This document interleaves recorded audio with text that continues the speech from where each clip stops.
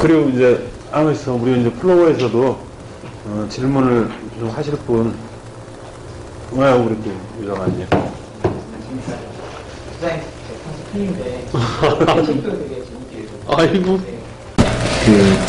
말씀 들으면서 좀 공감하는 부분이 저는 김 소장님께 많았습니다. 예컨대 저도 제가 은행원이거든요.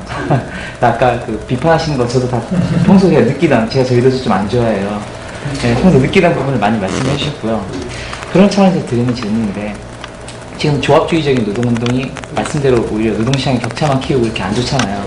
그렇다라고 하고 또 다른 측면에서 기업의 경영 투명성을 높이기 위한 사회이사 제도가 결과적으로는 퇴직한 관료나 또는 뭐 말씀하신 시험, 교육 시험 그런 경쟁에서 좀 좋은 성과를 냈던 교수들, 이런 사람들이 뭐 나눠먹기 이런 식으로 악용되는 면도 분명히 있다고 봐요. 그렇다고 하면 차라리 사회이사 제도 같은 게 좀 제대로 기능하지, 본래 취지랑 조금 다르게 기능하고 있다고 하면, 그리고 또 동시에 노조가 자기 렌트, 지대만 챙기려는 이런 행태보다는 경영 투명성을 높이는 방향으로 그 자기들의 활동을 좀 더 전환한다면, 그 노동자 또는 노조가 그 이사회에서 아주 일정 부분이라도 자리를 맡아서 경영 투명성을 높이는 수 있도록 그런 제도를 하는 거에 대해서 어떻게 생각하시나 궁금해서요. 그게 삼성 같은 뭐 회사나 이런 대표적인 몇몇 악덕 재벌들의 행태를 개선하는 데 도움이 되지 않을까, 그러니까 여쭙고 싶었습니다. 일단 사회이사제도는 그 종횡무진 한국경제를 쓰신 김상조 교수가 그 부분에 대해서 아주 디테일하게 이게 어떤 조건 속에서 작동하는 거다, 이걸 딱 잘 정리를 했어요. 결론은 뭐냐면은 사회이사제도가 작동할 수 있는 조건이 없는 거죠. 이게 마치 그 열대 식물을 갖다가 이 한국 여기다가 박토에다가 그냥 이렇게 심은 거하고 비슷한 한 그저 비유하자면은, 그러니까 사회이사는 작동하지 않는 거예요. 그러니까 그러면 작동할 수 있는 조건들을 만들어줘야 되는데, 그러면 기관 투자가나 뭐 등등 이런 조건이 있어야 돼. 잘 안 되는 거죠. 자, 그러면은 어떻게 할래? 저는 과연 그러면 노동조합이 그러면은 독일의 어떤 노동조합처럼 과연 그 역할을 할 수가 있을까? 그 독일은 어떤 간부기사회가 있고 거기에 그 종업원의 절반이 들어가잖아요. 그리고 그 종업원에서 그 주요한 어떤 사실 노동조합이 어떤 주도적 영향력을 행사하지 않습니까? 사실 제가 옛날에 99년, 2000년에 대구 자동차에서 제가 이제 그런 주장을 했었어요. 자동차 산업은 이 종업원들의 어떤 이 노동자들 또는 특히 사무관리직들의 어떤 창의와 열정이 그 기업 경쟁력의 핵심이니까 제가 이제 그런 조직을 해서 이제 그런 주장을 갖다가 좀 하면서 그런 고민을 많이 했습니다. 그러니까 한국은 아직까지는 기본적으로 사람들의 마인드가 방어적 마인드예요. 방어라는 것은 뭐냐면 내 고용임금과 관련된 부분은 내가 눈에 불을 켜고 내가 본다. 나머지는 뭐 모르겠다. 기본 이게 마인드거든요. 저는 이제 고용임금뿐만 아니라 그냥 그 기업의 어떤 경쟁력을 갖다가 이렇게 활성화하게 올릴 수 있는 그런 어떤 수많은 어떤 작은 모순 부조리부터 해서 큰 것까지를 갖다가 다 알고 있고 우리의 어떤 목소리를 갖다 반영하면 기업도 좋고 우리도 좋을 거야. 저는 사실은 그렇게 생각했어요. 그랬는데 우리 마인드가 그렇지 않더라고요. 이게 뭐냐면요, 한마디로 말하면 이게 노동조합 마인드인데 그것도 이제 뭐냐면 제대로 작동하지 않는 노동조합 마인드인 거죠. 근데 문제는 한국은 뭐냐면 전 사회적으로 교수들도 뭐냐면은 자기 어떤 이 권리 이익에 있어서는 권리 이익의 확장이 선이라 생각해요. 그걸 지키는 거는 그것이 자유롭고 정의롭고 할 때는 정의의 핵심이 뭐냐면은 공정 공평 아닙니까, 그죠? 즉 그 공평이라고 하는 거는 자기의 기여나 부담에 비해서 권리 이익이 맞냐, 적합하냐 이런 건데, 이게 정의는 뭐냐면 공평 감각이 있어야 성립되는데 우리는 공평 감각이 없어요. 제가 볼 때는. 원래 뭐 두뇌 구조에서 뭐 빠져 있는 게 아니고요. 문화적 요인이 있는 것 같아요. 우리는 뭐냐면 그냥 자기 권리 이익의 확장을 갖다 선이라 생각하거든요. 교수도 공무원도 정치인도 다 보면 그런 마인드거든요. 그러니까 어떻게 보면 지금 은행원들의 어떤 훨씬 상류에 있는 관료나 뭐 이런 사람들 자체도 뭐냐면은 마인드가 뭐냐면은 내 밥그릇에 밥 많이 퍼담고 이 밥그릇을 갖다가 재질을 갖다가 철로 만들고 뭐 이런 마인드를 딱 갖고 있거든요. 그러면은 당연히 뭐냐면은 그 은행원들도 그렇게 만들어 놓으면은 아마 그런 마인드일 거예요. 그러면은 이건 아니잖아요. 기업의 어떤 내부 어떤 부정 비리에 대해서는 말입니다. 그걸 갖다가 고발하고 공무원도 좀 이렇게 얘기하잖아요. 그죠? 근데 그렇게 이제 그런 거를 생각하는 거 아닙니까? 그죠? 이 정의를 갖다가 이렇게 체현한, 그죠? 정의를 우선으로 하고 그다음에 권리 이익을 갖다가 두 번째로 놓는 뭐 그런 어떤 노동조합이 거기에 이사회에 참여하면 얼마나 좋을까? 제 꿈이었어요. 저도 그렇게 생각했는데 한국은 이 문화 자체가 말입니다.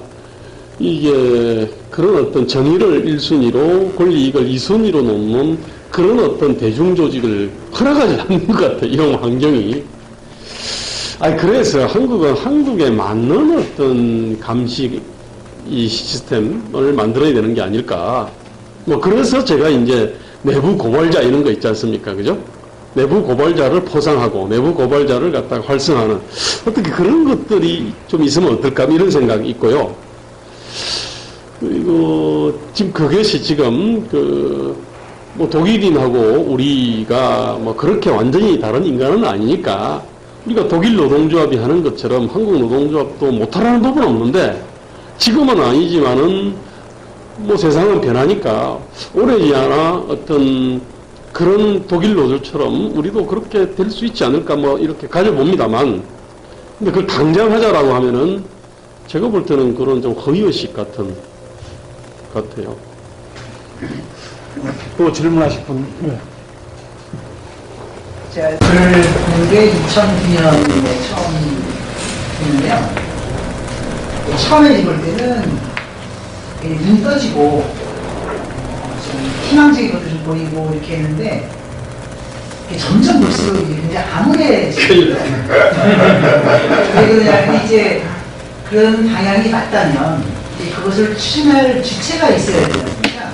그게 뭐 정당일 수도 있고 민주노총 같은 이제 대중 조직일 수도 있는데 그리고 2009년 이후로 이제 제가 현실 정치를 이렇게 좀 보면서 이렇게 보다 보니까 이게 좀 그 전망이 굉장히 좀 받지가 못한 것 같아요. 이제 올해만 이렇게 보면 특히 이제 올해 민주당 총선 때 이제 예비경선으로 이제 나가셨다가 이제 잘 안 있지 않습니까? 이제 민주당을 나름대로 이제 근거리에서 이제 경험하시는데 야권이라면 뭐 제일 세력도 크고 되는 게 민주당이고 올해 민주당을 보면서도 굉장히 좀 암울하고 그러니까 이제 4.11 총선 때 이렇게 보면은 민주당이 4.11 총선하고 지금 대선 때 비교해보면은 제가 볼 때는 민주당이 굉장히 도착적인 행위를 하고 있는 것 같아요.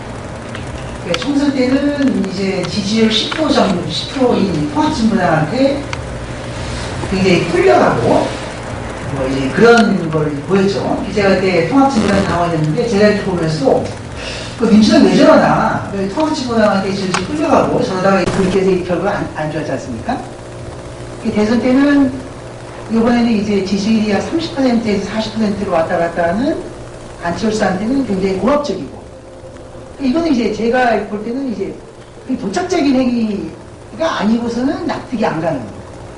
근데 왜 그런지 이유가 있습니다. 이유가 있죠. 네. 통합진보당한테는 자기 노선에 대한 자부심이 없어서 꿀리는 것 같으니까 실제로 이제 저자세로 끌려갔고 안철수는 자기 자리를 위협할 것 같으니까 고압적으로 이제 나가는 것 같아요. 그래서 제가 옆에서 이렇게 볼 때는 지금 민주당에는 문재인으로 단일화돼서 지는 것이 안철수로 단일화돼서 이기는 것보다 더 낫다고 생각하는 세력이 분명히 있지 않나 이런 생각이 좀 듭니다. 뭐 있을 수 있죠. 그래서 이제 민주당을 이제 가까이서 이제 보셨으니까 뭐 길지 않은 경험이시겠지만 그랬으니까 이제 그 민주당의 아니 우리가 희망을 가질 수 있나? 민주당은 이제 어떻게 하는 것이 이제 올바른가? 제가 이제 아까 무대에 이제 암울하다고 말씀드린 것은 그런 주체가 이제 보이지가 않아서 그러는데 민주당은 이제 그런 차원에서 볼 때 어떻게 봐야 되는 건지. 저는 그렇게 생각합니다. 그 안철수 현상은 3.1운동 같은 거예요. 3.1운동 실패했잖아요. 근데 3.1운동이 일어난 게 이제 일제 무단 통치에 대한 어떤 축적된 반감도 있었고, 그 다음에 고종의 독살설도 있었고요. 그 다음에 윌슨의 어떤 민족 자길주의에 대해 가지고 좀 이렇게 착각을 한 측면도 있고, 뭐, 하여튼 여러 가지 요소들이 이제 이렇게 모여가지고 3.1운동으로 폭발했잖아요. 그리고 무참하게 짓밟혔지 않습니까? 그죠? 그렇지만 3.1운동을 계기로 해가지고 드디어 이제 뭐 상해 임정 온 독립운동이 일어났지 않습니까? 그죠? 그리고 그 속에서는 뭐 사회주의 독립운동도 있고 뭐 그 다음에 근황주의도 잠깐 있다가 아마 사라졌을 거예요. 뭐 등등 그 다음에 공화주의도 있었고 이러면서 이제 쫙 흘러왔단 말입니다. 제가 볼 때는 지금 현재 새누리당과 민주당은 그런 어떤 일제 무단 통치 같은 존재거든요. 그리고 이제 일단 뭐냐면 사람들이 이제 뭐냐면 새로운 세상을 봤어요.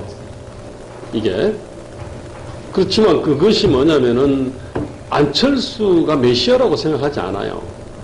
다 안철수를 계기로 해가지고 이제 어떤 사람들의 축적되어 있는 어떤 분노의 크기를 확인했잖아요. 3.1운동 때 확인한 게 그거잖아요. 전민족의 어떤 이 분노, 전민족의 어떤 행동성, 뭐 이런 것들을 갖다가 보고서 희망을 느껴가지고 독립운동을 했잖아요. 근데 지금 마찬가지로 지금 안철수가 그걸 보여준 거거든요. 그래서 저는 사실 이번에 봤지만 안철수가 안철수 현상을 이해 못했지 않습니까? 그죠? 이해도 못했고 받아앉지를 못했잖아요. 그렇지만은 안철수 현상은 뭐냐면은 결국은 어떤 새로운 정치에 대한 열망이고 그 다음에 기존 정치를 주도했던 두 당에 대한 레드카드지 않습니까? 그리고 그것이 이게 개전의 정이 별로 없다는 걸 갖다가 확인한 거고요. 그러면서 이제 드디어 새로운 독립운동의 시대가 열린 거거든요, 이제. 거기에 이제 분파들이 있는 거예요. 그 중에 분파가 여기도 있죠. 진보정의당도 있고, 통합진보당도 있고, 이러지러한 데도 있고, 뭐, 다 있는 거죠, 그죠? 자, 여기서 이제 보면은 제대로 된 어떤 노선들을 갖다가 이렇게 딱 가지고, 그 다음에 대중운동이 있잖아요. 시민운동이 있잖아요. 대중이 미치도록 가려워 하는데 제대로 긁어주지 않는 데가 무지무지하게 많아요. 제가 아까 도서 전까지는 그 수많은 예 중에 하나입니다, 사실은.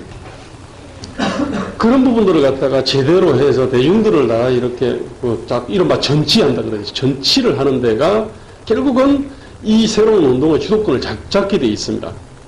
그럼 뭐 진보정의당이 그걸 잘하면 주도권 잡겠지만 그렇지 않으면 진보정의당은 거기에 휩쓸려야 마땅하죠, 사실은. 휩쓸려 들어갈 수밖에 없을 거예요. 그리고 2014년이나 이제 16년에 이제 그 격변들이 한 번씩 이제 크게 이제 보이겠죠, 이게.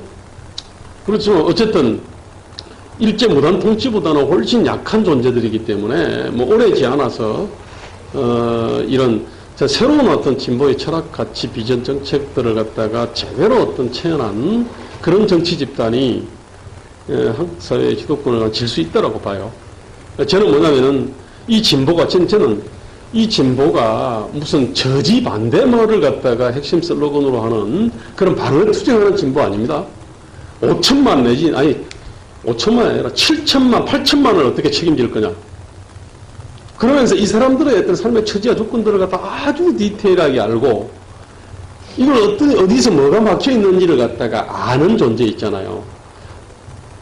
그런 어떤 존재 있잖아요. 그 역사를 갖다가 국민 전체를 책임지고 민족을 책임지고 역사를 주도하겠다라고 하는 그런 어떤 이 의식들을 갖다가 가지고 있고 실력이 있는 그런 정당을 저는 집권 가능한 진보 정당으로 보거든요. 뭐 저지 반대 뭐 이런 거 하는 거 있잖아요. 그거는 저는 뭐냐면은 뭐 진보 정당으로 보지 않습니다. 그냥 진보 참칭 정당이라고 생각을 하고 조만간 그냥 역사의 어떤 거대한 조류에서 휩쓸려서 흔적도 없이 사라질 거다라고 그렇게 봅니다. 네. 그 마지막으로 한 분만 두 분, 그럼 짧게 말씀을 이제 짧게 해가지고 네. 시간이 오래됐으니까. 말씀 잘 들었고요. 그래서 김 부장님 얘기 들으면 논리적으로 또 일관성이 있기 때문에 듣다 보면 또 보여지는 게 있는데 이렇게 논리적으로 올바른데 과연 이게 정치적으로 힘있게 대세로서 아제자가 될 수 있느냐 거기에 대해서 사실 의문이 생기는 게 있는 것이거든요. 맞습니다. 제가 사실은 그동안 떠벌린 게, 결국 힘으로 조직을 못했지 않습니까, 제가?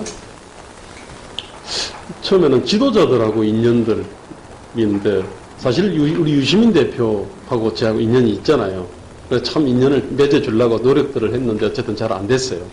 그리고 이름 거명하면 아는 모든 어떤 사람들과의 인연을 저는 가만히 있어도 제가 하여튼 이렇게 맺어주려고 참 주변에서 노력을 했는데 이게 잘 안 돼요. 근데 이제 경험적으로 보니까 제가 초선보다 재선보다 3선보다 4선 또는 대통령 후보 이런 사람들이 이제 이 고민들을 크게 하지 않습니까? 그러니까 비교적 이제 이런 사람들하고 얘기가 잘 되는데 아다시피 제 얘기가 기존의 어떤 이념 정책 패러다임하고 다른 패러다임이잖아요.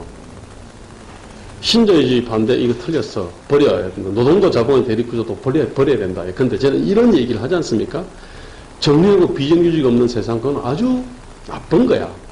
오히려 뭐 이런 거잖아요, 이게. 그런 공공부문에 대해서도 하여튼 저 굉장히 다른 이러저런 문제 제기를 하니까 현실 정치인 입장에서는 굉장히 부담스러워요, 사실은. 이해를 해야 되죠, 그거는. 일단 하나가 그게 있고요. 또 하나는 뭐냐면은 이런 어떤 새로운 정치 패러다임이 있으면 그거를 갖다가 아주 작지만은 구체적인 대중운동을 통해서 보여줘야 돼요. 예컨대 지금 자유정의 얘기했는데 그럼 정의의 핵심이 공정 공평이고 그렇다면은 이 공정과 공평이라고 하는 어떤 이 가치들을 갖다가 실현한 어떤 운동을 통해 가지고 1점 돌파를 해줘야 되는데 제가 1점 돌파를 안 했거나 못했고 말만 한 거죠, 사실은. 그러니까 이제 뭐냐면 레토릭만 빌려가요. 이를테면 정의와 공평이라고 하는 조어는 사실은 제가 만든 조어죠. 2007년에 제가 진보와 보수를 넣어 부제가 이제 정의와 공평의 반석 위에 코리아를 세워라 하니까 문재인 후보께서 정의와 공평을 가져갔어요. 그러면 그 속에 들어있는 어떤 의미까지 가져가냐? 그건 그렇지 않아요. 제가 생각하는 공평은 뭐냐면은 기업 부담과 권리 이익의 균형이거든요, 사실은. 1인당 GDP를 딱 프레임을 가지고 쫙 이렇게 한국 사회를 종단해서 그 문제점들을 갖다가 찾아내는 거고 그 속에서 이제 중요한 평준화 문제, 사다리의 문제, 뭐 매트리스 문제 뭐 이런 거를 다 문제 제기하는 건데 전혀 이제 보니까 이제 그렇지 않더라고요. 이런 식으로 결국 저는 말만 했으니까 지도자하고는 현실 정치인하고는 이게 너무 좀 파격적이니까 인연이 안 닿고요. 그 다음에 이게 제가 무슨 운동을 통해 가지고 구체화시킨 것도 아니죠. 그러니까 말만 했으니까 어떻게 보면은 이제 말도 이제 한 1, 2년 듣다 보니까 처음에 희망이 보였는데 아마 아까는 게 이해가 갑니다. 그 앞으로 남은 과제죠. 네. 저도 아까 앞에서 질문하신 느낌 받았어요. 그러니까 방향성에 대한 공감은 하지만 이걸 어떻게 구덩이에 다다를 거냐에 대한 부분에서 아무런 느낌을 많이 받았었고 결국 글 쓰신 거를 보면 양극화라는 걸 시작을 했지만 결국은 한국 사회의 여러 문제점들이 연결되어 있고 그거에 대한 급소를 일단 정치적인 영역에서 찾으신 것 같고 그거에 대해 정치 영역에서도 컨텐츠의 주도 찾으신 것 같아요. 제가 보기에는 그 정치 컨텐츠 부족뿐만 아니라 정치 컨텐츠를 구현하고자 하는 역량도 그렇죠. 부족, 그리고 하신 얘기도 똑같은 결국은 이제 전략적으로 어떻게 단계적으로 어떻게 제시를 해서 집권 전략하고도 연계되는 부분인데 그런 부분이 좀 약한 느낌이 들고 그걸 근본적으로 해야 될 가장 누구나 생각한 주체들이 이제 정당 내 정책 집단이고 그다음에 정당 외에서도 지금 비대명소처럼 그런 역할들을 해야 될 거라는 생각이 들고요. 숙제는 이제 어떻게 그러니까 소수의 인원 가지고 모든 복잡한 한국 사회를 정확하게 깊이 진단하기 현실적으로 힘들잖아요. 그럼 어떻게 시민 참여나 그런 걸 통해서 정책을 구현할 거냐에 대한 고민이 좀 필요하지 않을까라는 생각을 같이 좀 해서 예. 본격적으로 질문을 드리면 예. 지금 이제 예. 중국에서 이제 일각에서 지금 세계 경제 환경이 되게 악화되어 있잖아요. 네. 근데 어떤 분들은 뭐 예. 대공황이다, 대공황이 이제 시작이다, 최소한 10년은 갈 거다라는 전망을 하시는 분들도 있고, 이게 이제 지금 소장님께서 가고자 하시는 방향에 부정적인 영향 또는 긍정적인 영향이 있을 수도 있을 것 같아요. 예를 들면 뭐 기업도 힘들어지고 정부 지출하면서 정부 재원들이 줄어들고 뭐 해야 될 것들은 많아지고 뭐 이런 좀 어려운 상황들이 될 걸로 이렇게 예상이 되는데 어떻게 이런 방향을 견제하면서 이 방향으로 계속 이 방향을 견제하면서 이 어려운 상황을 해결해 나가야 될지 조금 깝깝한 느낌이 들거든요. 이 부분에 대한 생각을.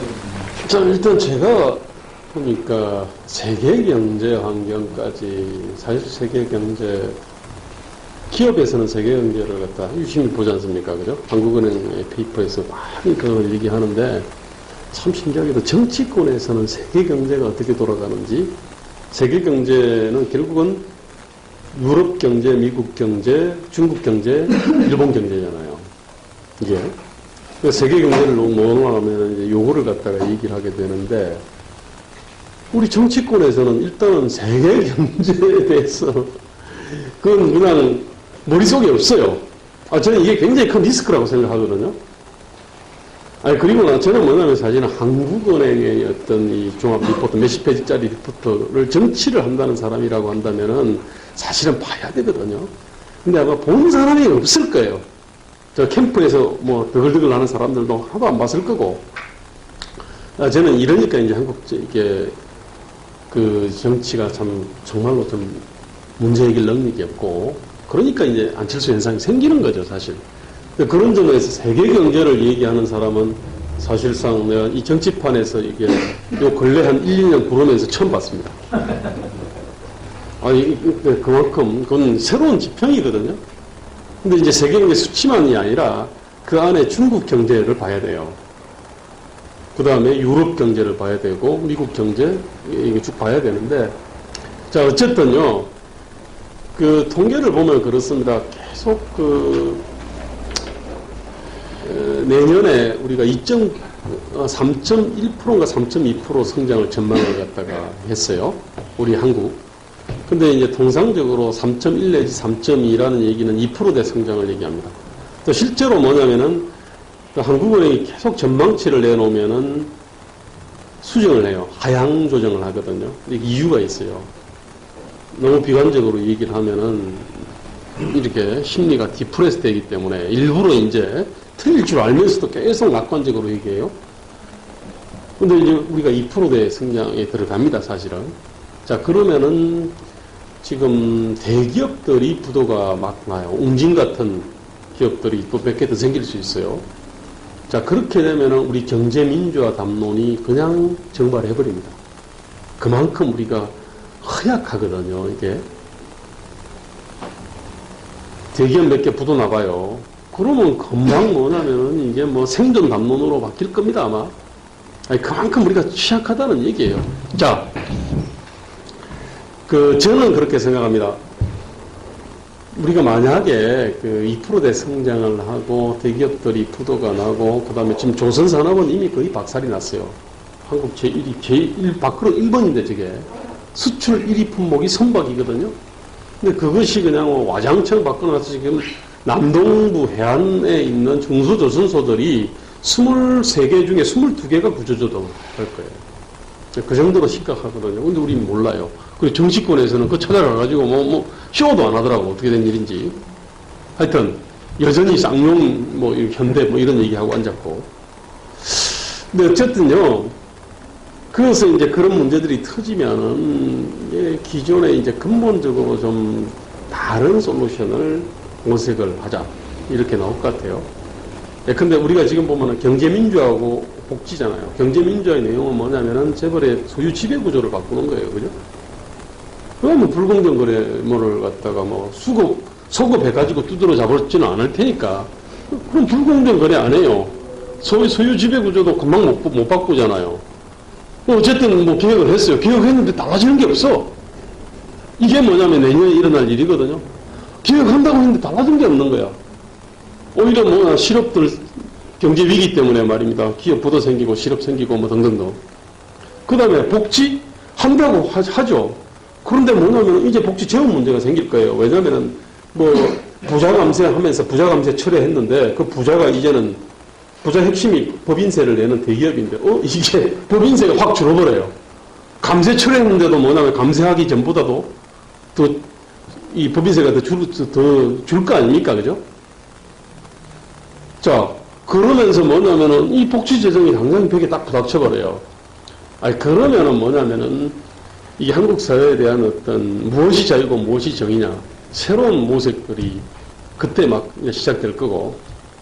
지금도 뭐 있는데 지금은 그 얘기 주목을 안 하는데 그 얘기를 새로운 모색을 이렇게 그냥 강력하게 얘기를 하면은 그때 이제 주목을 받고 그리 되면은 또 이렇게 한건 폭발적으로 성장할 수도 있다고 봅니다. 어쨌든 지금은 3.1 운동이 끝났고요. 자, 그러면서 이제 새로운 정파들이 각축을 하는데 거기서 지금 세계 경제를 갖다 전망하고 그 다음에 새로운 어떤 접근을 하는 그런 어떤 정파가 급속도로 헤게모니를 갖다가 잡을 그 가능성이 있어요. 저는 그거 한번 해보려고 그러는데. 네, 어떻게 이제 시간이 벌써 우리가 2시간 반 정도로 이렇게 토론을 했어요. 너무 길어진 감도 있지 않고. 어떠셨어요? 많이 좀 지루하셨어요? 재밌었어요?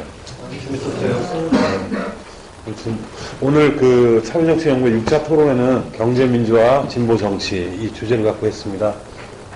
다음에 기회 되면은 좀 더 그 주제를 좀 좁혀가지고 기회를 한번 더 가져봤으면 좋겠고요. 오늘 이 토론회 이렇게 마치도록 하겠습니다. 오늘 김대호 소장님 고맙고요. 우리 노학래 대표님 수고하셨습니다. 고맙습니다.